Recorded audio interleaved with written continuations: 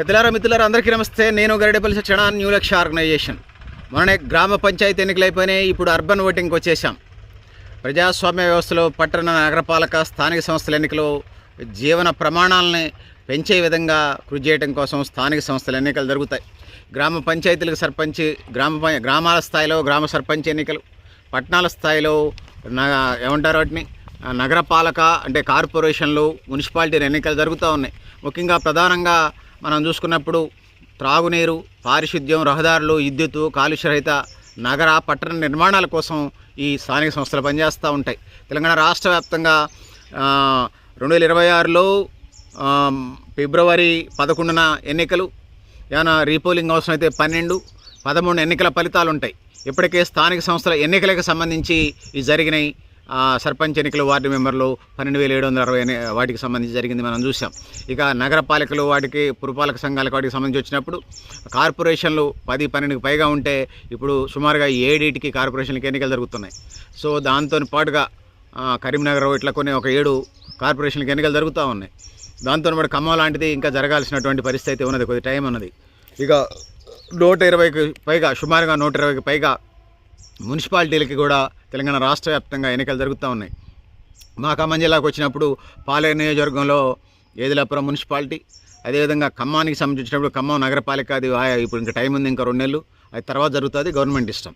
దాని తర్వాత వైరా నియోజకవర్గం వచ్చినప్పుడు వైరా మున్సిపాలిటీ, అదేవిధంగా సత్తుపల్లి నియోజకవర్గానికి వచ్చినప్పుడు సత్తుపల్లి, కల్లూరు 2 మున్సిపాలిటీలు ఉన్నాయి. మధిర నియోజకవర్గం వచ్చినప్పుడు డిప్యూటీ సీఎం మధిర మున్సిపాలిటీలు ఉన్నాయి. ఇది ఇక కొత్తగూడెనికి వచ్చినప్పుడు కొత్తగూడెం కార్పొరేషన్ అయింది, పాల్వంచ, కొత్తగూడెం కలిపి తొట్టతొలిసారి ఎన్నికలు జరుగుతూ ఉన్నాయి. సో దీంట్లో భాగంగా భద్రాచలమేమో దాన్ని ప్రత్యేకంగా మళ్ళీ మేజర్ గ్రామ పంచాయతీ, టెంపుల్ సంబంధించిన సిటీగా మేజర్ గ్రామ పంచాయతీగా దాని కార్యక్రమాలు నడుస్తున్నాయి. మనుగురుకు వాటికి సంబంధించి ఎన్నికలు జరగట్లేదు. ఇది పరిస్థితి ఉమ్మడి ఖమ్మం జిల్లాకు సంబంధించి. అయితే ఉన్నాటికి సంబంధించి తెలంగాణ రాష్ట్ర వ్యాప్తంగా సుమారుగా 120 మున్సిపాలిటీలు, అదేవిధంగా 7 కార్పొరేషన్లకు ఎన్నికలు జరుగుతున్న పరిస్థితిని మనం చూస్తూ ఉన్నాం. సో ప్రతి పట్టణంలో 3 ప్రధాన పార్టీలుగా మనకు కనిపిస్తూ ఉన్నాయి. బీజేపీ, అదేవిధంగా బీఆర్ఎస్, కాంగ్రెస్ పార్టీలు, ఇంకా వామపక్ష పార్టీలు, బీఎస్పీ పార్టీ, సమాజ్వాదీ పార్టీ, ఇంకా సిపిఐ, వామపక్ష పార్టీలో సిపిఐ, సిపిఎం, మాస్లైన్ ఇవి పోటీని చేస్తూ ఉన్నాయి. సో ఇది పరిస్థితి మనకు కనిపిస్తూ ఉంది. ఇండిపెండెంట్లు, ఆయా పార్టీల రెబల్స్ కూడా రేసులో ఆ పార్టీలకు ప్రత్యామ్నాయంగా మనకు కనిపిస్తున్న పరిస్థితిని మనం చూస్తూ ఉన్నాం. సో ఇది పరిస్థితి. ఈ పేరుతోనే ఒక పార్టీ ఇంకో పార్టీ ఆధిపత్యం కోసం ప్రయత్నం చేస్తుంది. అగ్రనాయకులను కూడా తీసుకొచ్చి బహిరంగ సభలు, రోడ్ షోలు, కార్నర్ మీటింగ్లు పెట్టి ఈ పెద్ద ఎత్తున కార్యక్రమాలు చేస్తూ ఉన్నారు. సో అత్యంత ప్రతిష్టాత్మకంగా తీసుకుంటున్న పరిస్థితిని మనం చూస్తున్నాం కాంగ్రెస్. సో ఇది పరిస్థితి. సో లోక్సభ నియోజకవర్గాల వారీగా మంత్రులను ఇన్ఛార్జీలు వేసినటువంటి పరిస్థితిని కూడా కాంగ్రెస్ వైపు నుంచి చూసాం. సో టీఆర్ఎస్ కూడా చేస్తూ ఉంది, బీజేపీ కూడా మేము తక్కువ కాదన్నట్టుగా మనం చూస్తూ ఉన్నాం. సో ప్రధానంగా తెలంగాణ రాష్ట్రంలో ఈ 3 పార్టీలు ప్రధానంగా భూమికలో మనకు కనిపిస్తూ ఉన్నాయి. సో గత బీఆర్ఎస్ ప్రభుత్వ వైఫల్యాలనే ఎజెండాగా ఇవాళ కాంగ్రెస్ పార్టీ ఎన్నికల్లో ముందుకు పోతూ ఉంది. సో తెలంగాణలో అభివృద్ధి మా వల్లనైందని చెప్పేసి వచ్చినటువంటి 400 హామీల్లో వాళ్ళు అమలు చేయలేదని చెప్పేసి బీఆర్ఎస్ పార్టీ పెద్ద ఎత్తున చేస్తుంది. వీళ్ళిద్దరిపై మాకు ఓటేయండి, మేము డబుల్ ఇంజిన్ సర్కార్ నడుపుతామని చెప్పేసి ఇలా బీజేపీ మన ముందుకు వచ్చింది. సో తెలంగాణ రాష్ట్ర వ్యాప్తంగా ఇట్లాంటి పరిస్థితులు అయితే మనకు కనిపిస్తూ ఉన్నాయి. సో ఇట్లాంటి పరిస్థితుల నుంచి పెద్ద ఎత్తున ఎన్నికలు తాయిలాలు అవన్నీ జరుగుతూ ఉన్నాయి. సో ఎంపీలు వివిధ పార్టీల నుంచి, బీజేపీ నుంచి కానీ కాంగ్రెస్ నుంచి కానీ ఎంపీలు పెద్ద ఎత్తున ప్రాతినిధ్యం వహిస్తున్న పరిస్థితి మనం చూస్తూ ఉన్నాం. బీఆర్ఎస్ కూడా అది పెద్ద ఎత్తున ఉన్నదనేది మనం చెప్పుకోవచ్చు. సో రాష్ట్రంలో 7 నగరపాలికలు, 120కి పైగా మున్సిపాలిటీలు ఎన్నికలు జరుగుతూ ఉన్నాయి. అందులో మొత్తం మనం చూసుకున్నప్పుడు సో వీటన్నిటిలో కలిపి మున్సిపాలిటీల్లోనేమో వార్డు మెంబర్ని కౌన్సిలర్ అంటారు, కార్పొరేషన్లోనేమో డివిజన్ గెలిచినటువంటి వాళ్ళని కార్పొరేటర్ అంటారు. అన్నీ మొత్తం కలిపితే ఈ డివిజన్లు, వార్డులు కలిపితే తెలంగాణ రాష్ట్ర వ్యాప్తంగా ఇప్పుడు ఎన్నికలు జరిగాయి. 12,944 ఉన్నాయి. ఈ 12,944 వార్డులు, డివిజన్లు కలిపి 12,944 ఉన్నాయి. సో ఇందులో 14 ఏకగ్రీవాలని, 2 టీఆర్ఎస్, 12 కాంగ్రెస్ గెలిచింది. సో గెలిచినటువంటి అభ్యర్థి సాయంత్రానికి, మళ్ళీ టీఆర్ఎస్ తరఫున గెలిచిన అభ్యర్థి సాయంత్రానికి కాంగ్రెస్ చేరితే ఇప్పుడు 13 కాంగ్రెస్, 1 టీఆర్ఎస్గా కనిపిస్తున్నది. సహజంగానే ఎవరు అధికారంలో ఉంటే వాళ్ళు పోతారు. టీఆర్ఎస్ ఉన్నప్పుడు కూడా కాంగ్రెస్ వాళ్ళు అట్లనే పోయారు. సో ఇది పరిస్థితి. ఇంకా మనం తెలంగాణ రాష్ట్ర వ్యాప్తంగా ఉన్నటువంటి స్థానాలు మనం చెప్పాం. 12,944 స్థానాల్లో ఎవరెంత పోటీ చేస్తున్నారు ఏంది అనేది మనం చూసుకున్నప్పుడు, సో వార్డు మెంబర్లు ఇట్లన్నింటినీ కలుపుకున్నప్పుడు మనం చూసుకున్నప్పుడు, సో 100కి 98.3%, అంటే 2,948, అంటే అన్ని స్థానాలకి కాంగ్రెస్ పోటీ చేస్తుంది. బీఆర్ఎస్ 100కి 96% పోటీ చేస్తూ ఉంది. అది 2,878 స్థానాల్లో పోటీ చేస్తుంది. బీజేపీ 100కి 87.3% పోటీ చేస్తుంది, అంటే 2,634 పోటీ చేస్తూ ఉంది. ఇక ఇండిపెండెంట్లు 2,786, వివిధ పార్టీలు రెబల్స్, కొంతమంది సీట్ రాకపోవటం ఇంట్రెస్ట్ ఉన్నవాళ్ళు 2,886 పోటీ చేస్తూ ఉన్నారు ఇండిపెండెంట్లు. ఇది 100కి 94%గా మనకు కనపడతా ఉంది. జనసేన పార్టీ 100కి 11.1% పోటీ చేస్తున్నట్టుగా మనకు కనపడతా ఉంది. వాళ్ళు 332 చోట్ల కంటెస్ట్ చేస్తున్నారు, మున్సిపాలిటీలు కార్పొరేషన్లో కలిపి. ఇక మజ్లిస్ పార్టీ 100కి 9.4% పోటీ చేస్తూ ఉంది. అది అర్బనైజ్డ్ పార్టీయే కానీ కొన్ని పట్టణాలకి పరిమితమైంది. అంటే 100కి 9.4 అంటే 282 స్థానాలకు వాళ్ళు పోటీ చేస్తున్నారు. ఇక ఫార్వర్డ్ బ్లాక్ సంబంధించి 11.1% పోటీ చేస్తున్నారు. వీళ్ళు 288 స్థానాల్లో పోటీ చేస్తూ ఉన్నారు. ఇక బీఎస్పీ 100కి 7.1% పోటీ చేస్తూ ఉన్నారు, అంటే 213 స్థానాలకు పోటీ చేస్తూ ఉన్నారు. ఇక సిపిఐకి సంబంధించి వచ్చినప్పుడు సిపిఐ 100కి 5.6% పోటీ చేస్తుంది తెలంగాణ రాష్ట్రంలో ఉన్నటువంటి అర్బన్ వార్డులలో. అంటే ఇది 100కి 5.6%గా మనకు కనిపిస్తూ ఉంది. ఇంకా సిపిఎం పార్టీ 108 స్థానాల్లో పోటీ చేస్తూ ఉంది. 108 అంటే అది 4.2%, 100కి 4.2%గా ఉన్నది మనకి. ఇక ఐయుఎంఎల్ పార్టీ పోటీ చేస్తూ ఉన్నది 9 స్థానాలు, అంటే ఇది 0.3%గా ఉన్నది. ఇక 7 కార్పొరేషన్లో పురపాలక వారీగా మనం చూసుకున్నప్పుడు 7 కార్పొరేషన్లో 414 డివిజన్లు ఉంటే ఇందులో 2,225 మంది పోటీ చేస్తూ ఉన్నారు. కార్పొరేషన్ల వారీగా చూస్తే 116 అంటే 120కి పైగా కార్పొరేషన్ ఎన్నికలు జరుగుతూ ఉన్నాయి. అందులో 10,719 మంది పోటీ చేస్తూ ఉన్నారు. ఈ పట్టణ నగర రాజకీయాల ప్రధాన పార్టీలతో పాటుగా స్వతంత్ర, రెబల్స్ వీళ్ళందరూ కూడా ఉన్నారనేది మనం చెప్పుకోవచ్చు. ఇందులో ప్రధానంగా డబ్బులున్న వాళ్ళ ఆధిపత్యం కొనసాగుతూ ఉంది. అటు మున్సిపాలిటీలో కానీ ఇటు కార్పొరేషన్లో కానీ ప్రధానమైనటువంటి అంశం డబ్బులుగానే మనకు కనిపిస్తూ ఉంది. సో సామాన్యులు, సామాజిక కార్యకర్తలు రాజకీయాల్లోకి వచ్చే పరిస్థితే లేదు. ప్రస్తుతం ఎన్నికల ఖర్చుతో మనం పోల్చినప్పుడు సోషల్ వర్కర్సు, సోషల్ సర్వీస్ వాళ్ళు రాజకీయాల్లోకి వచ్చే పరిస్థితి లేదు. డబ్బు లేని వాళ్ళు సోషల్ సర్వీస్ పనికిరాననే పరిస్థితి ఒకటి ఉన్నది. మీ ఇంటికి వస్తే ఏమిస్తారు, మా ఇంటికి వస్తే ఏం తెస్తారు అనేటువంటి సమాజం ప్రస్తుతం నడుస్తుంది. ఈ 15 ఏళ్ళు ఇట్లాంటి పరిస్థితులే ఉండే పరిస్థితి కనపడతా ఉంది. సో ఇక్కడ అక్రమ మైనింగ్ చేసిన వాళ్ళు, కాంట్రాక్టులు, రియల్ ఎస్టేట్లు, వ్యాపారాలు చేసి అడ్డగోలుగా డబ్బులు సంపాదించినటువంటి వాళ్ళే. సో ₹1,00,000 సంపాదిస్తే మినిమం 10 నుంచి 20% డబ్బులు కట్టాలి. ఎవరికి? Income tax.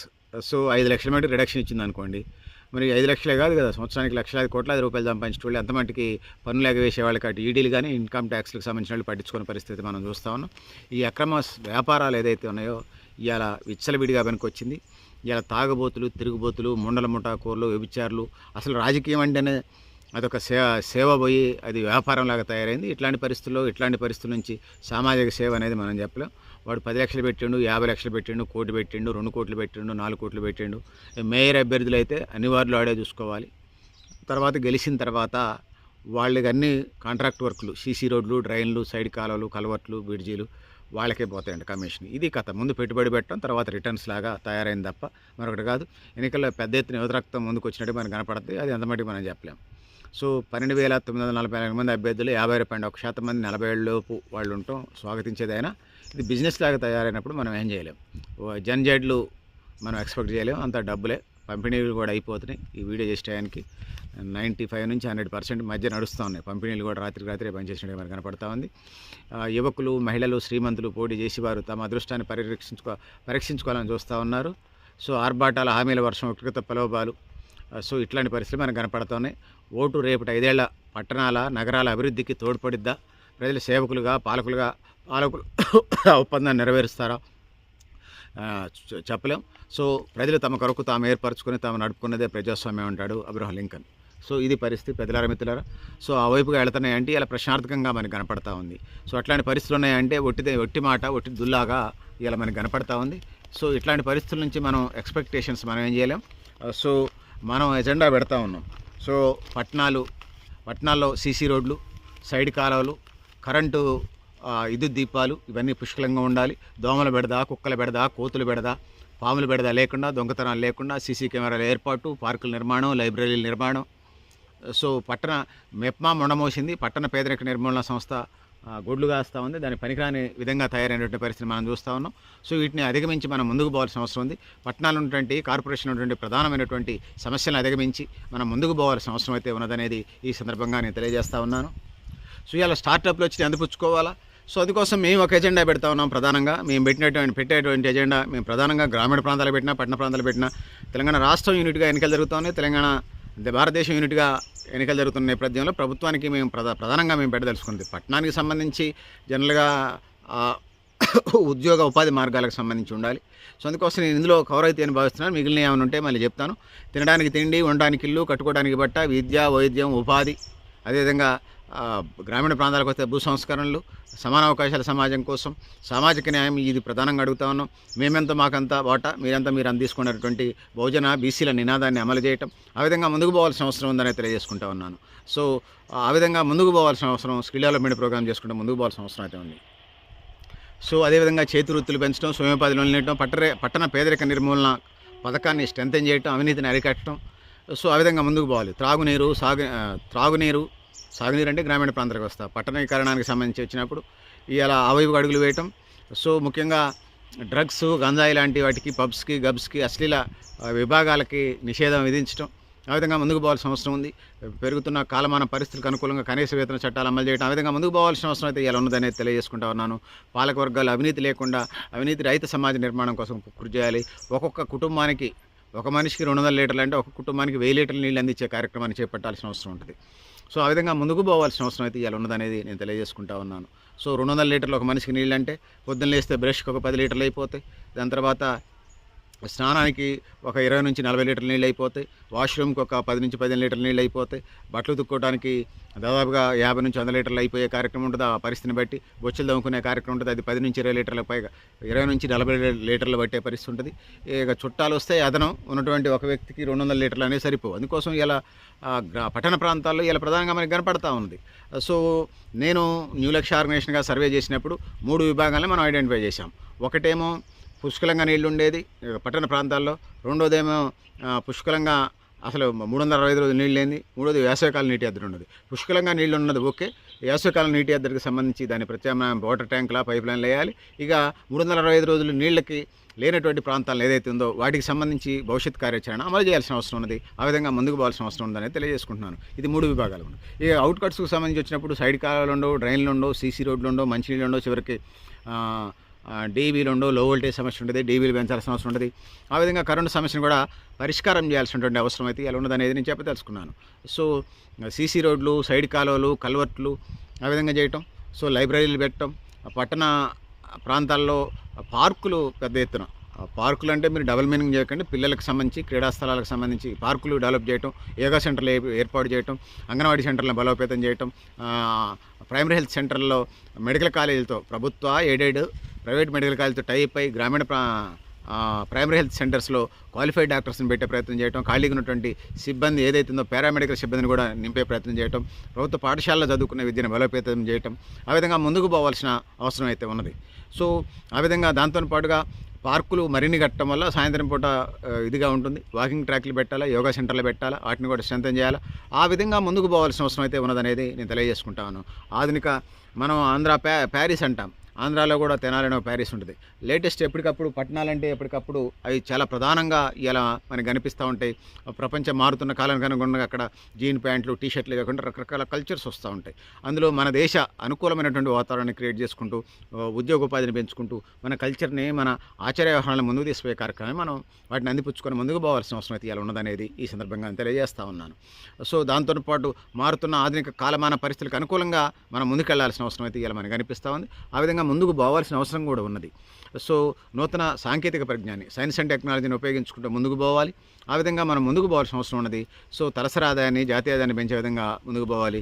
పట్టణాలంటే, నగరాలంటే ఎక్కువ చదువుకున్న వాళ్ళు, ఉద్యోగస్తులు వీళ్ళందరూ ఉంటారు కాబట్టి వాళ్ళకి కావాల్సినటువంటి కార్యక్రమాలు ఏదైతే ఉన్నదో, అంటే మత్తు మందులు, మత్తు పానీయాలు, డ్రగ్స్, గంజాయి లాంటిని నిషేధిస్తూ ఆల్కహాల్ డీడక్షన్ సెంటర్స్ని పెట్టి మందు మానిపించే డ్రగ్స్ మానిపించే కౌన్సిలింగ్ సెంటర్స్ని, హాస్పిటల్స్ని, సైకియాట్రిస్ట్ డాక్టర్ని రిక్రూట్మెంట్ చేసి ఆ విధంగా ముందుకు పోవాల్సిన అవసరం అయితే ఉన్నదనేది ఈ సందర్భంగా తెలియజేస్తూ ఉన్నాను. సో ఆరోగ్యవంతమైనటువంటి మెడికల్ క్యాంప్స్ పెట్టడం, యోగా సెంటర్లు పెట్టడం, ఆ విధంగా ముందుకు పోవాలి. వ్యాక్సినేషన్ని చేయాలి. ముఖ్యంగా ప్రభుత్వ బడులలో డ్రాప్ అవుట్స్ లేకుండా చూసే కార్యక్రమం చేయాలి. మాతా శిశు మరణాలు జీరోకి తీసుకొచ్చే ప్రయత్నం చేయాలి. అక్షరాస్యతను 100% తీసుకొచ్చే ప్రయత్నం చేయాలి. స్లమ్ కాలనీలో అక్కడ ఉన్నటువంటి వాళ్ళకి తినడానికి తిండి, ఉండడానికి మనం చెప్పాం, తినడానికి తిండి, ఉండడానికి ఇల్లు, కట్టుకోవడానికి బట్ట, విద్య, వైద్యం, ఉపాధి, త్రాగునీరు, సో హెల్త్ కూడా అందులోనే వచ్చింది. ఉచిత విద్య కింద వస్తుంది, ఉచిత వైద్య కిందకి వస్తుంది. సో సామాజిక న్యాయం కూడా చూడాల్సిన అవసరం ఉంది. సిటీ అంటే కలవదు, ఖచ్చితంగా సామాజిక న్యాయాన్ని కూడా చూడాల్సిన అవసరం ఉంది. సో పట్టణాలు ఆ వైపుగా అభివృద్ధి చెందాల్సిన అవసరం ఉంది. నూతన సాంకేతిక సైన్స్ అండ్ టెక్నాలజీని అందిపుచ్చుకొని సో స్కిల్ డెవలప్మెంట్ ప్రోగ్రామ్స్తోనే అందరికీ ఉపాధి మార్గాలు కలిగే ప్రయత్నాలు అయితే మనం చేస్తూ వెళ్లాల్సిన అవసరం అయితే ఉన్నది. సో అందుకోసం స్వయోపాధికి సంబంధించినటువంటి లోన్లు ఇవ్వాల్సిన అవసరం ఉన్నది. ఆ విధంగా ముందుకు పోవాల్సిన అవసరం అయితే ఉన్నదనేది ఈ సందర్భంగా నేను తెలియజేస్తున్నాను. సో సోదరులారా, సోదరిమణులారా, ముఖ్యంగా గ్రామాల అభివృద్ధి దేశాభివృద్ధి, కానీ పట్టణాల అభివృద్ధి కూడా దేశాభివృద్ధికి బాటలు. సో కొన్ని పట్టణాల్లో గంజాయి గొప్పమంటుంది,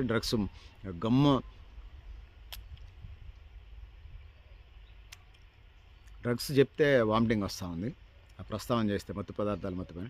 సో అందుకోసం ఆల్కహాల్ డీఅడిక్షన్ సెంటర్స్, మందు మానిపించే కౌన్సిలింగ్ సెంటర్స్. మీరు లేస్తే అమెరికా, ఆస్ట్రేలియా అంటుంటారుగా, ఆడ alcohol deaddiction centres, drugs deaddiction centres,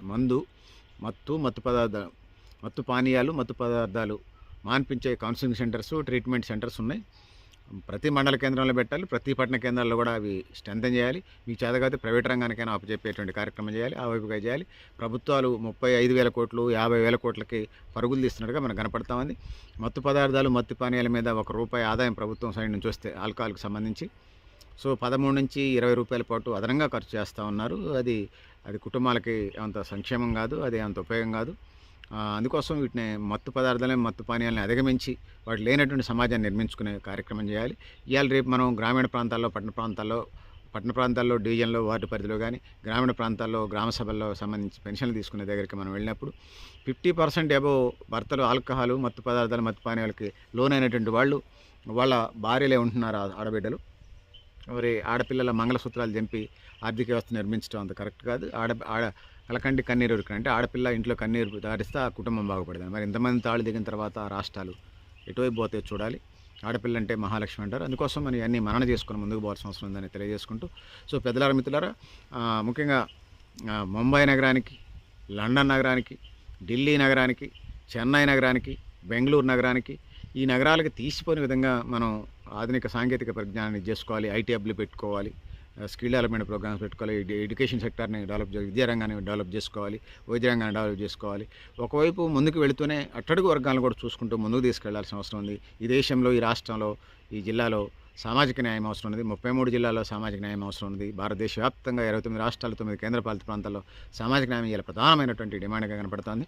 urban ఎన్నికలు ఎటువైపు మొగ్గు చూపుతున్నాయంటే, కొంత ఎవరు అధికారంలో ఉంటే వాళ్ళకే మొగ్గు చూపుతారు. గతంలో టీఆర్ఎస్ ఉన్నప్పుడు అటు మొగ్గారు, ఇప్పుడు కాంగ్రెస్ అధికారంలో ఉంది, ఇంకా 3 ఏళ్ళు అధికారంలో ఉంటుంది కాబట్టి మళ్ళీ నిధులు ఎమ్మెల్యే, ఎంపీలు వాళ్ళ దగ్గరికే పోవాలి, మంత్రులు వాళ్ళ దగ్గరికి పోవాలి కాబట్టి కొంత 60 నుంచి 80% వరకు కాంగ్రెస్కి మొగ్గు అయితే కనిపిస్తుంది. కొంచెం అటు ఇటు ఉండొచ్చు. సో ఓవరాల్గా అదైతే కనిపిస్తుంది. కొంత పెర్ఫార్మెన్స్ జమకారులు ఉన్నారు కాబట్టి టీఆర్ఎస్ కూడా ఉండొచ్చు. ఆర్ఎస్ఎస్ భావజాలం ఉన్నటువంటి వాళ్ళను బీజేపీ కూడా కొంత పెర్ఫార్మెన్స్ చేయొచ్చు. వామపక్షాలు వాళ్ళ ఫైట్ వాళ్ళు అయితే చేస్తూ ఉన్నారు. ఇది పరిస్థితి పెద్దలారా, మిత్రులారా. ఓవరాల్గా గ్రామీణ ప్రాంతాలు ఎన్నికలు అయిపోయిన తర్వాత పట్టణ ప్రాంతాల ఎన్నికలకు వచ్చినప్పుడు ఇవన్నీ ఉన్నాయి. సో ముఖ్యంగా యాంటీ సోషల్ ఎలిమెంట్స్ని ఉక్కుపాదం మోపాలి. ముఖ్యంగా రియల్ ఎస్టేట్ సమస్యలు చాలా ప్రధానంగా ఆక్రమణలు, కబ్జాలు, వీటి మీద ఉక్కుపాదం మోపాల్సిన అవసరం ఉన్నది. సో ఆ విధంగా ముందుకు వెళ్ళాలి. రౌడీలని, గూండాలని, డెకాయిట్ బ్యాచ్ని ఎంకరేజ్ చేయొద్దు. సమాజ నిర్మాణానికి పాటుపడే వాళ్ళని ముందుకు తీసుకోవాలి. ముఖ్యంగా పట్టణాల్లో అంటే రెండో స్లాబ్ పడితే ఖచ్చితంగా పార్కింగ్ చాలా ప్రధానంగా సమస్యగా మనకు కనపడతా ఉంది. అందుకోసం రెండో స్టోర్ అయితే ఖచ్చితంగా అది అపార్ట్మెంట్ కానీ, రోడ్ ఫేసింగ్ కానీ ఖచ్చితంగా గ్రౌండ్ ఫ్లోర్ పార్కింగ్ ఇవ్వాలి. అదేవిధంగా అపార్ట్మెంట్లు కట్టినప్పుడు ఇంకుడు గుంటలు తవ్వాలి. ఈ ప్రతి ఇంటికి ఇంకుడు గుంట ఉంటేనే పర్మిషన్ ఇవ్వాలి, ఇంటి పనులు కట్టే పర్మిషన్ ఇవ్వాలి. అదేవిధంగా అపార్ట్మెంట్లు కూడా ఇవ్వాలి. ఇక ఇల్లు 70 గజాలు ఇవ్వకండి, 100 నుంచి 200 గజాలు ఇవ్వండి. గవర్నమెంట్ వాళ్ళు ఇచ్చినా ఇల్లు కట్టుకుంటే పర్మిషన్ కూడా అంత ఉంటేనే రేపు బాత్రూమ్ లైట్లను పారిశుద్ధ్యం బాగుంటుంది, ఇంకుడు గుంటలు తోకోవడానికి బాగుంటుంది. అదేవిధంగా ఇంకా గ్రీన్ బెల్ట్ ఏదైతే ఉన్నదో, హరితహారం అంటారు వాళ్ళు, వీళ్ళేం వన మహోత్సవం అంటారు, పేర్లు ఏదైనా పెట్టుకోండి మీ గవర్నమెంట్లో ఉన్నప్పుడు. మొక్కలు పెంచుకొని ముఖ్యంగా కరెంటుకో లేకపోతే ఏసీలకో పరిమితం కాకుండా ప్రకృతి సిద్ధంగా మనం చూస్తూ ఉన్నాం. మన చుట్టూ ఇప్పుడు మొక్కలు కనపడతా ఉన్నాయి, చెట్లు కనపడతా ఉన్నాయి. ఆ వైపుగా మంచి పర్యావరణాన్ని మనం ఎంత ఎండాకాలం అయినా ఇక్కడ మనం ఉండొచ్చు. ఎంత 50 డిగ్రీలు ఎండ అయినా ఇక్కడ పెద్ద ప్రాబ్లం ఉండదు. సో ఆ విధంగా సమాజాన్ని నిర్మించుకునే ప్రయత్నం చేద్దాం, ముఖ్యంగా అర్బన్ సమాజాన్ని. సో సమాజాన్ని ప్రపంచానికి ధీటుగా పట్టణ వ్యవహారాలు ఏదైతే ఉన్నాయో ప్రపంచానికి ధీటుగా లండన్కి, న్యూయార్క్కి, యార్క్షైర్కి ఇలాంటి టాప్ సిటీస్కి, కేప్ టౌన్కి, ఇట్లాంటి రకరకాల సిటీలకి ధీటుగా వరల్డ్లో టాప్ 20 సిటీస్కి ధీటుగా మన పట్టణాలని మన కార్పొరేషన్ నిలుపుకునే ప్రయత్నం చేద్దాం. ఆ వైపుగా అడుగులేద్దామని తెలియజేసుకుంటూ, సో పెద్దలారా మిత్రులారా మీరు కూడా మీ అభిప్రాయాలను కామెంట్ బాక్స్ రాయని తెలియజేస్తూ, సో ప్రపంచంలో అనేక అనుభవాలు ఉన్నాయి, అనేక కార్పొరేషన్లకి, అనేక మున్సిపాలిటీలకు సంబంధించి అనుభవాలను తీసుకొని భవిష్యత్తులో ముందుకెళ్లాల్సిన అవసరం తెలియజేసుకుంటూ, మళ్ళీ ఎజెండా ఏదైతే ఉన్నదో నా ఎజెండా, మా ఎజెండా, మా సమాజం ఎజెండా, మా జాతుల ఎజెండా, తినడానికి తిండి, ఉండడానికి ఇల్లు, కట్టుకోవడానికి బట్ట, ఉచిత విద్య, ఉచిత వైద్యం, స్కిల్ డెవలప్మెంట్ ప్రోగ్రామ్స్, ఉద్యోగం, ఉపాధి, లోన్లు ఏమంటారు, నిరుద్యోగ వృత్తి ఇవ్వడం, సమాన అవకాశాల సమాజం కోసం, గ్రామాల్లో అయితే భూ సంస్కరణలు, పట్టణాల్లో అందరికీ ఇల్లు, ప్రతి పేదకి ఇల్లు అందే విధంగా ప్రయత్నం చేయటం, సొంత ఇల్లు కళ నిజం చేయటం, అదే కాదు సామాజిక న్యాయం, సమాన అవకాశాల సమాజం కోసం ఈ 10 నినాదాలతోని మేము ముందుకెళ్తా ఉన్నాం. దీన్ని భవిష్యత్తులో ఎవరున్నా దీన్ని అమలు చేయాలి. ఉన్న కాలమాన పరిస్థితికి అనుకూలంగా అదనంగా సమస్యలను యాడ్ చేసుకొని ఆ విధంగా ముందుకెళ్లాల్సిన అవసరం ఉందని తెలియజేసుకుంటూ, పెద్దలారా మిత్రులారా మీరు కూడా మీ అభిప్రాయాలు కామెంట్ బాక్స్ రాయని తెలియజేస్తూ, నేను గరిడేపల్లి సత్యనారాయణ, న్యూ లక్ష్య ఆర్గనైజేషన్. థ్యాంక్ యూ ఉండాలి పెద్దలారా మిత్రులారా.